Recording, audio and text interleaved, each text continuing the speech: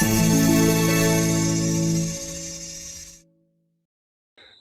আমি চলে এসেছি অনুরাগের ছোঁয়া সিরিয়ালের আপডেট নিয়ে।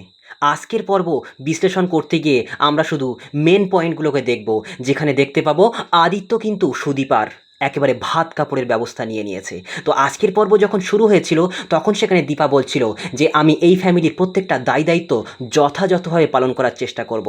তখনই সেখানে আদিত্যর মা ছুটে আসে আর বলতে লাগে, থ্যাংক ইউ, আমি তোমার কাছে কৃতজ্ঞ থাকবো সারা জীবনের জন্য। সুদীপা, তোমার কাছে আমি সারা জীবনের জন্য কৃতজ্ঞ থাকবো, কারণ আমি জানি তুমি সেটা বুঝবে। এবং আদিত্যের মা আদিত্যের দিকে লক্ষ্য করে বলে, সোজা একেবারে অভির ঘরে চলে যাস, অভ্রর ঘরে মাঝখানে কিন্তু কোথাও দাঁড়াবি না। তখন সেখানে আদিত্য থমকে দাঁড়িয়ে যায় আর মনে মনে ভাবতে থাকে, তাহলে আমাকে নিয়ে কেউ ভাবার চেষ্টা করছে না, মাকে কিছু বোঝার চেষ্টা করেছে। এই ভাবতে ভাবতে সে কিন্তু সেখান থেকে চলে যায়। তখন সেখানে আদিত্যের মা এগিয়ে আসে সুদীপার কাছে, আর গিয়ে যখনই সামনে দাঁড়ায় তখন সেখানে আমরা দেখতে পাচ্ছি যে সুদীপা বলতে লাগে যে মা আপনি আপনি আমার সাথে থাকবেন। আর তখন সেখানে আদিত্যর মা বলতে লাগে, আবারও আপনি আপনি বলছো, আবারও আপনি আপনি বলছো, আরে তুমি বলো, আমি তো তোমার মায়ের মতো, ছাড়বে না, কখনো ছাড়বে না, কোনো দিনও ছেড়ে দেবে না, তোমার অধিকার কখনো ছেড়ে দেবে না, তোমার অধিকারটা যথাযথভাবে বুঝে নেওয়ার চেষ্টা করবে। আর তখনই কিন্তু সুদীপার মনের ভেতরে একটা আলোড়ন সৃষ্টি হয়ে যায়। সে মনে মনে বুঝতে শুরু করে দেয়, তার অতীতের কথাগুলো একেবারে মনের খাতায় মনের পাতায় প্রতিচ্ছবি হয়ে ভেসে উঠতে শুরু করে দেয়। আর অন্যদিকে আমরা দেখতে পাচ্ছি যে সকাল যখন হয়েছে তখন সেখানে পরমা কিন্তু চা করে নিয়ে এসছে। আর তখন সেখানে বড়মা বলতে লাগে, হ্যাঁ হ্যাঁ, এই তো হচ্ছে বাড়ির বড় বউ, দেখেছো সকাল হতে না হতেই কাজ শুরু করে দিয়েছে।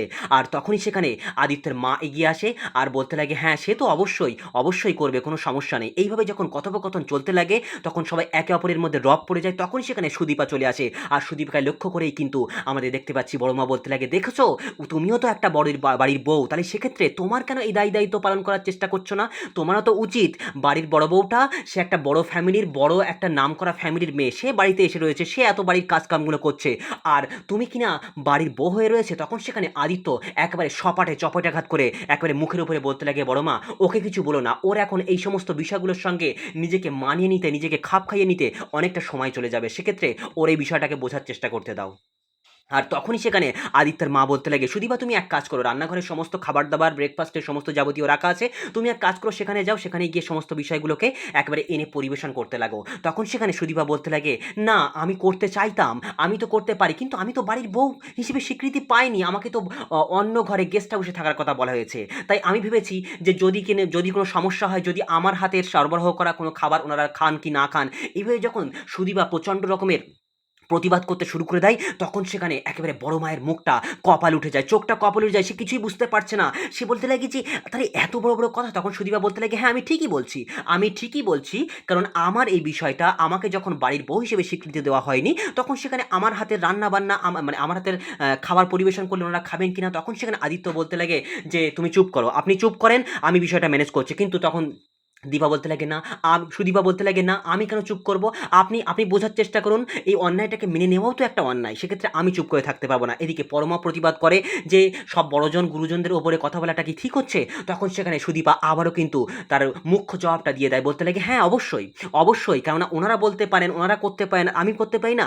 এইভাবে কিন্তু তর্কাতর্কির মাধ্যমে তখন সেখানে কিন্তু সবাই মিলে একেবারে যখন এইরকম একটা সিচুয়েশনের মধ্যে চলে এসছে তখন বড়মা প্রচণ্ড রেগে যায়, বলতে লাগে, আমার বিরুদ্ধে এত বড় কথা, আমার গায়ত্রী চৌধুরীর সম্পর্কে এত বড় কথা তুমি বলার সাহসটা পেলে কি করে? তুমি এরকম করলে কেন? কিসের জন্য করলে? তোমাদের বিয়েটা কিভাবে হয়েছে? কি জন্য হয়েছে? তখন সেখানে তখন সেখানে আমরা দেখতে পাচ্ছি যে সুদীপা বলতে লাগে, হ্যাঁ আমাদের বিয়েটা হয়েছে, কিন্তু এটা জোর করেই হয়েছে, উনি নিজের দায়িত্ব সামলানোর জন্য জোর করে কিন্তু আমাকে বিয়েটা করেছে। আর তখন সেখানে আদিত্য চুপ করে থাকিয়ে থাকে। আদিত্য বলতে লাগে, আদিত্য কিছু একটা প্রতিবাদ করতে যাবে, তখন সেখানে সুদীপা বলতে লাগে, না উনি আমাকে কিন্তু জোর করেই বিয়েটা করেছে, উনি পরিস্থিতির শিকার হয়ে বিয়েটা করেছেন। আর এমন কথা শুনতে কিন্তু সবার চোখটা কপালে উঠে গেছে, সবাই কিন্তু একেবারে সুদীপার দিকে তাকিয়ে অবাক হয়ে তাকিয়ে রয়েছে।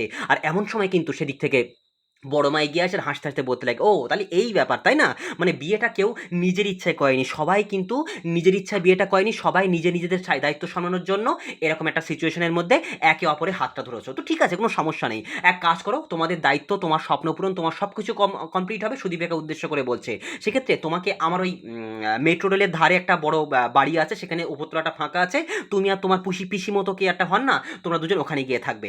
এমন কথাবার্তা শুনে কিন্তু সবাই কিন্তু থ হয়ে যাচ্ছে। তখন সেখানে আদিত্য প্রতিবাদ করে ওঠে আর বলতে লাগে, না এ বিয়েটা এ বিয়েটা আমি নিজের ইচ্ছায় করেছি। এ বিয়েটা আমি নিজের ইচ্ছায় করেছি, কোনো সমস্যা হবে না। আর এদিক থেকে কিন্তু আদিত্যর মাও কিন্তু প্রচণ্ড রকমের প্রতিবাদ করতে লাগে। না, বিয়েটা যখন মানে আদিত্য যখন সিঁদুর পরিয়ে বিয়েটা করে নিয়ে এসছে, সেক্ষেত্রে কিন্তু আইনত ওরা স্বামী-স্ত্রী। সেক্ষেত্রে এর মাঝখানে কোনো রকমের বাঁধন দিলে হবে না। কিন্তু সেখানে বড় মা বিভিন্ন রকমের মন্তব্য করতে শুরু করে দেয়। বিভিন্ন রকমের কথোপকথন করতে শুরু করে দেয়। না, না, না, না, না, এ হতে পারে না। আমি একটা সবাইকে বলে টলে একটা ম্যানেজ-ট্যানেজ করে এদেরকে ছাড়াছাড়ি করিয়ে দেবো। ও কোনো সমস্যা হবে না। এই বলে বড় মা বিভিন্ন রকমের মন্তব্য করতে লাগে। আদিত্য তো একেবারেই সহ্য করতে পারছে না। আদিত্য তখন বলতে লাগে, "না, না, না, বিয়েটা আমি নিজের ইচ্ছায় করেছি। সবকিছু আমার নিজের ইচ্ছায় হয়েছে। ও মিথ্যা কথা বলেছে।" এইভাবে আদিত্য কিন্তু বিষয়টাকে সামলে নিয়েছে। আর আদিত্য যখন বলছে নিজের ইচ্ছায় করেছি, নিজেদের মতো করে করেছি, তখন সেখানে বড় মায়ের মুখটাও কিন্তু একেবারে হাঁ হয়ে গেছে। আর বড় মাও কিন্তু অবাক দৃষ্টিতে তাকিয়ে রয়েছে, একেবারে মুখটা ভারী, ভারী করে। তখন আদিত্য বলতে লাগে, "যা যেখানে করার সবকিছুই করা হবে। কোনো সমস্যা হবে না গো। বিয়েটা আমি নিজের ইচ্ছায় করেছি।" আর এমন কথা শুনতে কিন্তু ওদিকে পিসি মানে সুদীপার পিসিমণি তিনি কিন্তু একেবারে ঠাকুরের কাছে প্রার্থনা করতে ব্যস্ত হয়ে পড়ে। আর তখনই কিন্তু আদিত্যের মা বলতে লাগে, "হ্যাঁ, তাই তো। সবকিছু যখন নিয়ম মেনে হচ্ছে তাহলে ভাত কাপড়ের ব্যবস্থাটা করা হোক, ভাত কাপড়ের অনুষ্ঠানটা করা হোক।" এই বলে তো কিন্তু সে মানে বিভিন্ন রকমের কথাবার্তা বলতে লাগে। আজকে সব করব, বড় বৌমার বাড়ি থেকে সবার লোকজনকে আসতে বলবে। এরকম ইত্যাদি বিভিন্ন রকমের ডিটেইলসে বলতে শুরু করে দেয়। তখন সেখানে আমরা দেখতে পাচ্ছি পরমা বলতে লাগে, "আদিত্য, তোমার সঙ্গে কিছু আমার কথা রয়েছে।" তখন সেখানে আদিত্যর মা গিয়ে বলতে লাগে, "আরে পরমা, আদিত্যকে তুমি কতদিন ধরে চেনো? ওকে তো তুমি এলা চেনো না। সেক্ষেত্রে এখন তোমার কথাবার্তা থাক। তুমি আমাকে এক কাজ করো, ভাত কাপড়ের আয়োজন করার জন্য যা, যা করতে হয় তুমি সবকিছু আয়োজনটা আমাকে করে দিও। আমাকে করে দিও, তাহলে তুমি চলো।" এই বলে কিন্তু সে সেখান থেকে চলে যায়। মানে চলে যায়, মানে চলে যায়নি, সেখানে দাঁড়িয়ে থাকে। আর এদিকে তখন আদিত্য বলতে লাগে, "মা, এসবগুলো করার কোনো প্রয়োজন নেই। এসব ভাত কাপড়ের অনুষ্ঠানটা করার দরকার নেই।" আর সুদীপারও মনে হচ্ছে, আমি আমি জানি সুদীপাও হয়তো এই বিষয়টা মানতে পারবে না। তখন সেখানে আদিত্যর মা এগিয়ে এসে বলতে লাগে, "আদিত্য, কেন এরকম করছিস বাবা? কেন করছিস? সবকিছু যখন হচ্ছে, তখন সবকিছু সঠিক মতো তোর মনের মতো তো হতে পারে না। সবকিছু যখন মানে নির্দিষ্টভাবে হচ্ছে, সবকিছু যখন সমানভাবে হচ্ছে, তখন এই অনুষ্ঠানগুলো পরপর ধাপে, ধাপে এগোনো যাক।" এই বলে কিন্তু আদিত্যর মা তাকে থামিয়ে দেয়। আর এদিকে তখন আদিত্য বলতে লাগে, "মা, সুদীপা মনে হচ্ছে এই বিষয়টা মানবে না।" তখন সেখানে আদিত্যর মা বলতে লাগে, "একটা বাড়ির বউ হয়ে যখন সে ঘরে আসে, তখন তার সব ইচ্ছা, সব আশা আকাঙ্ক্ষা কিন্তু থাকে মনের মধ্যে। সে হয়তো মুখ ফুটে বলতে পারছে না, কিন্তু কোনো সমস্যা নেই। মুখ ফুটে বলতে না পারলেও সে কিন্তু সবটাই মনে, মনে চাচ্ছে।" তখন সেখানে আদিত্য বলতে লাগে, "ঠিক আছে, তাহলে তাই করো। তোমাদের যেটা ইচ্ছা হয়, তোমাদের যেটা ভালো লাগে সেটাই করো।" আর এদিকে তখন আমরা দেখতে পাচ্ছি আদিত্য সেখান থেকে চলে যায়। আর এদিকে বড় মা বলতে লাগে, "আমারও আর কিছু আর বলার নেই। ঠিক আছে, তাহলে ভাত কাপড়ের ব্যবস্থা হোক। আদিত্য যখন চাইছে তখন সবকিছু হোক। আদিত্যর কথা মতো সবকিছু হোক। আমার আর এখানে কিছু বলার নেই।" এই বলে কিন্তু বড় মা মনটা খারাপ করে সেখান থেকে চলে যায়। আর এদিকে বড় মা একবারে মনটা গম্ভীর করে, মুখটা কালো করে সেখানে দাঁড়িয়ে থাকে। আর অন্যদিকে আমরা দেখতে পাচ্ছি কুন্তরা কিন্তু সেই অনাথ আশ্রমে চলে গেছে এবং প্রচণ্ড রকমের প্রেশার ক্রিয়েট করতে থাকে। প্রচণ্ড রকমের মানে ফোর্স করতে থাকে সেই অনাথ আশ্রমের মিসকে প্রচণ্ড রকমের মানে ফোর্স করতে থাকে যে, "না, আমাকে দিতেই হবে, আমাকে দিতেই হবে ওই অনাথ মেয়ে দুটোর ঠিকানা, যারা অন্য দুটো পরিবারে মানুষ হচ্ছে।" তখন সেখানে ওই মিস বলতে লাগে, "না, আমার পক্ষে এটা পসিবল নয়, কোনোভাবেই সম্ভব না এটা, আমি এটা করতে পারবো না।" তখন সেখানে কুন্তলা হাত জোড় করে রিকোয়েস্ট করতে লাগে, "না, দিতেই হবে আপনাকে, আমি যখন কোনো কিছু চাই তখন সেখানে না নিয়ে যায় না।" তখন সেখানে মিস একেবারে প্রচণ্ড ক্ষিপ্ত হয়ে উঠে দাঁড়ায়, "আই সে গেট আউট, চলে যান এখান থেকে, আপনি আমাকে ধমক দিচ্ছেন, এখান থেকে চলে যান।" তখন সেখানে কুন্তলা বলতে লাগে, "ঠিক আছে, আমি এখান থেকে যাচ্ছি, কিন্তু আমি অত সহজে ছাড়া বান্দা নয়।" এই বলে কিন্তু কুন্তলা একটা থ্রেট দিয়ে সেখান থেকে কিন্তু বাইরে বেরিয়ে যায়। আর অন্যদিকে আমরা দেখতে পাচ্ছি আদিত্য আর সুদীপা দাঁড়িয়ে রয়েছে একটা ঘরে এবং দুজনের মধ্যে কথাবার্তা বলাবলি করছে। আর সেখানে সুদীপা বলতে লাগে, "তাহলে আপনি আমাকে ঢাল বানাচ্ছেন, তাই না? আপনি মানে দুজনের মধ্যে কথোপকথন করতে লাগে, বিভিন্ন কথোপকথন হতে লাগে। আর অন্যদিকে আমরা দেখতে পাচ্ছি সেই জায়গাতে দাঁড়িয়ে কিন্তু পরমা বিষয়গুলোকে শুনছে। আদিত্য তখন সুদীপাকে বিভিন্ন রকমের কথাবার্তা বলতে লাগে। আর তখনই সেখানে মানে কথাবার্তা বলতে, বলতে হঠাৎ করে থেমে যায়। তখন সেখানে মানে চোখটা পড়ে যায় আদিত্যের পরমার দিকে।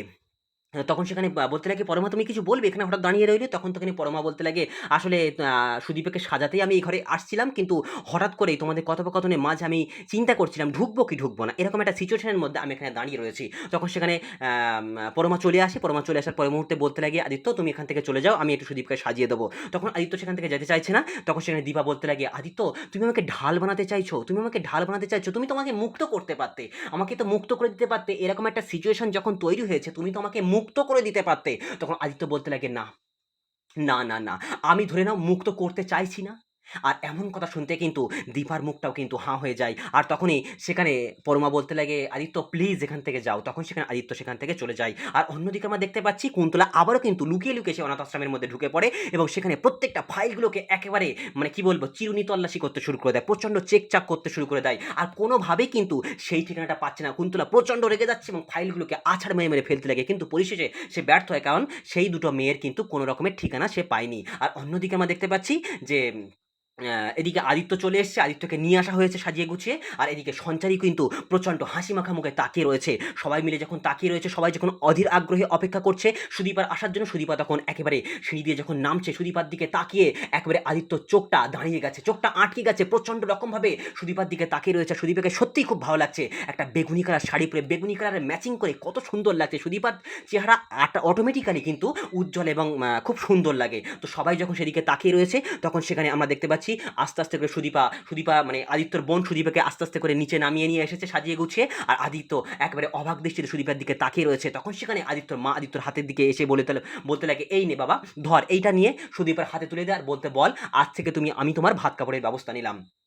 আদিত্য সামনের দিকে চলে যায় এবং সুদীপাকে বলতে যাবে, কিন্তু বলতে পারছে না, সে দাঁড়িয়েই রয়েছে তার দিকে। তখন সঞ্চারী বলতে লাগে, আরে কী রে বল, এরকম মুখ গোমড়া গোমড়া করে থাকলে হয় না, কে বলে দে না বাবা যে আজ থেকে আমি তোমার ভাত খাওয়ার ব্যবস্থা নিলাম। এমন সময় কিন্তু একেবারে ওদের মুখের উপরে কথা বলিয়ে দাঁড় করিয়ে দেয় সুদীপা, আর বলতে লাগে, আমার কারোর ভাত খাওয়ার ব্যবস্থা করতে হবে না, আমি নিজের ভাত খাওয়ার ব্যবস্থা আমি নিজে করে নিতে পারবো, কারোর কোনো ব্যবস্থা করতে হবে না। আর এমন কথা শুনতে কিন্তু সেখানে পিসিমণি প্রচণ্ড রেগে যায়, বলতে লাগে, সুদীপা তুমি কি করছো, এটা করো না, যেটা করছে সেটা করো, তুমি ভাত কাপড়ের ব্যবস্থাটা করছো, ওই থালাটা তুমি নাও। কিন্তু সুদীপা কোনো মতে নিতে চাচ্ছে না। তখন সেখানে এরকম একটা সিচুয়েশন যখন তৈরি হয়েছে, সবাই যখন অবাক দৃষ্টিতে তাকিয়ে রয়েছে, তখন সেখানে আদিত্য বলতে লাগে, সুদীপা তুমি ভেবে নাও, তোমার আমি জীবনে সারা জীবন দায়িত্ব নিতে পারবো কি না নিতে পারবো আমি জানি না, তবে তোমার এই ভাত খাবারের ব্যবস্থা এবং তোমার স্ট্রাগল পিরিয়ডে তোমার স্বপ্ন পূরণে তোমার পাশে আমি সারা জীবন থাকবো। আর এমন কথা শুনতে কিন্তু সুদীপা একেবারে আদিত্যর দিকে অবাক দৃষ্টিতে তাকিয়ে রয়েছে, ভালোবাসার দৃষ্টিতে তাকিয়ে রয়েছে। আর আদিত্য কিন্তু সুদীপার দিকে অধীর আগ্রহে তাকিয়ে রয়েছে। তখন সুদীপা আস্তে আস্তে করে কিন্তু মানে সামনের দিকে এগিয়ে আসে এবং আদিত্যর হাত থেকে সেই থালাটা নিয়ে নেয়। আর তখনই আমরা দেখতে পাচ্ছি সঞ্চারী একেবারে মনে মনে মানে কি বলবো, প্রচণ্ড রকমের উদ্বেগ নিয়ে বলতে লাগে, এই তো আজকের একটা এমন একটা দিন, এক্ষুনি ভাত কাপড়ের ব্যবস্থা হয়ে গেল, এরপরে রাত্রিবেলা বউ ভাত হবে, রাত্রেবেলায় বউ ভাত হবে, তারপরে তোমাদের ফুলসজ্জা হবে, কত আনন্দ। তুই মুখ গোমড়া করে দাঁড়িয়ে থাকলে হয় নাকি, এসবগুলো মানা যায় নাকি? এদিকে দেখতে পাচ্ছি এরকম কথা শুনে সবাই কিন্তু অবাক হয়ে তাকিয়ে রয়েছে, বিশেষ করে পরমার মুখটা একেবারে কালি হয়ে গেছে। আর এদিকে বড় মাও কিন্তু মনে মনে ভাবছে, আরে সঞ্চারী মেয়েটা বড্ড বেশি বকবক করে। তখন সেখানে সঞ্চারী বলতে লাগে, আসলে কী বলতো, মানে মেন ব্যাপারটা হচ্ছে যে আমাদের বর্দার বিষয়টাও কিন্তু এরকম হয়েছিল, কিন্তু ফুলসজ্জার রাত্রে হাওয়া ডিউটিতে চলে গেল, কেন যে এরকম করে যেতে হলো, আরে নতুন বউকে ফেলে কেউ কি যায়, এরকম করে বলতে শুরু করে। তখন সেখানে দীপা সহ্য হয় না, দীপা বলতে লাগে, ও তাহলে সেই কথাটা তখন না বলে এখন কেন বলছো তুমি, এখন কেন সেই কথাটা বলছো, যখন দাদা চলে যাচ্ছিল তখন সেই সময়টা আটকাতে পারতে, তখন সেটা করতে পারতে। আর এরকম কথা শুনতে কিন্তু এদিকে বড় মা মনে মনে ভাবতে লাগে, হ্যাঁ সত্যি অভি ছেলেটা কেন যে চলে গেল, কিসের জন্য যে চলে গেল, আমি আজও বুঝতে পারলাম না। আর এদিকে আমরা দেখতে পাচ্ছি যে সঞ্চারী কিন্তু সুদীপার মুখের দিকে অবাক হয়ে তাকিয়ে রয়েছে এবং সুদীপা একেবারে অধীরাগ ঘুরে তাকিয়ে রয়েছে তার মুখ্য জবাবটা দিয়ে দেওয়ার জন্য। তো আজকের পর্ব এই পর্যন্ত শেষ হয়ে গেছে। আজকের পর্বে পুরো বিশ্লেষণ তোমাদের কেমন লাগলো অবশ্যই কমেন্ট সেকশনে জানিও। আর মোটামুটি আজকের পর্বে পুরো ডিটেলস বিষয়টা দেখতে অবশ্যই তোমাদের চোখ রাখতে হবে কি স্টার জলসার পর্দায় বা হটস্টারে, তোমরা সেটা করতে পারো। আর তো আগামী পর্ব নিয়ে আবার হাজির হবো খুব শীঘ্রই, ততক্ষণে সবাই ভালো থেকো।